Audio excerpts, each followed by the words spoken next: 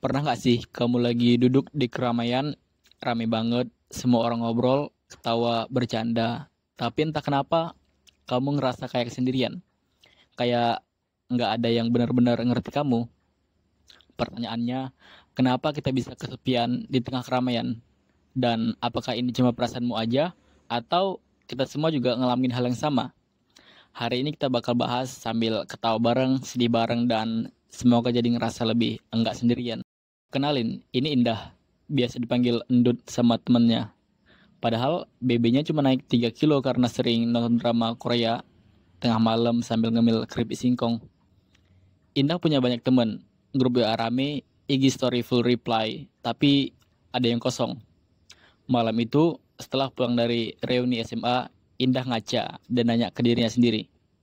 Kenapa ya tadi aku ketawa bareng mereka, tapi pas nyampe rumah malah nangis.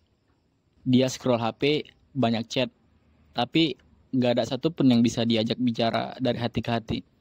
Indah kesepian, bukan karena dia sendiri, tapi karena dia sendirian dalam keramaian.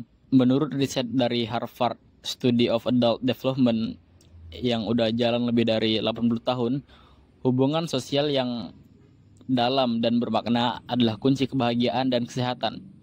Tapi hubungan yang dangkal seperti basa-basi atau pamer-pamer di media sosial nggak cukup buat kita ngerasa terhubung.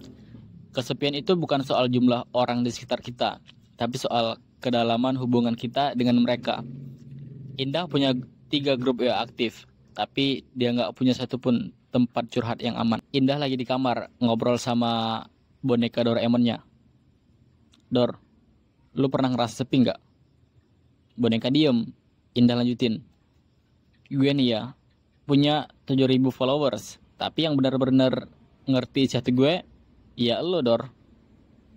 Doraemon diam penuh makna.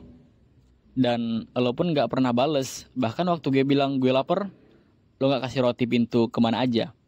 Sad banget kan? Jadi apa yang sebenarnya kita butuhkan? Yang kita cari itu bukan sekedar temen nongkrong atau rame-rame. Kita cari satu, teman yang mau dengar tanpa ngejudge. Dua, teman yang bisa diajak diam bareng tanpa canggung.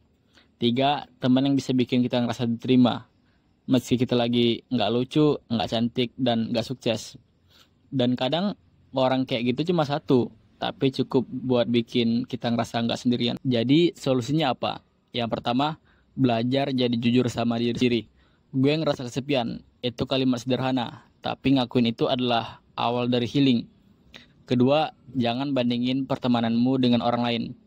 Yang kamu lihat di Instagram bukan realita. Yang kamu butuhin bukan kuantitas, tapi koneksi yang tulus. Ketiga, mulai dari obrolan kecil. Kadang kita pengen punya sahabat yang dalam, tapi malu buka pembicaraan. Coba kirim pesan random. Keempat, jangan takut buka luka. Kesepian akan terus hidup dalam diam. Tapi saat kamu ngomong, saat kamu terbuka, itulah saat kamu terhubung. Kamu mungkin pernah ngerasa kayak Indah. Di tengah banyak orang, hatimu kosong. Tapi kamu gak sendirian. Banyak orang juga ngerasain hal yang sama. Dan mungkin video ini jadi awal dari satu hubungan baru. Antara kamu dan dirimu sendiri. Antara kamu dan orang yang juga butuh dengar. Sampai ketemu di video berikutnya. Dan ingat, kadang satu pelukan hangat lebih berharga dari 1000 komentar LOL di medsos.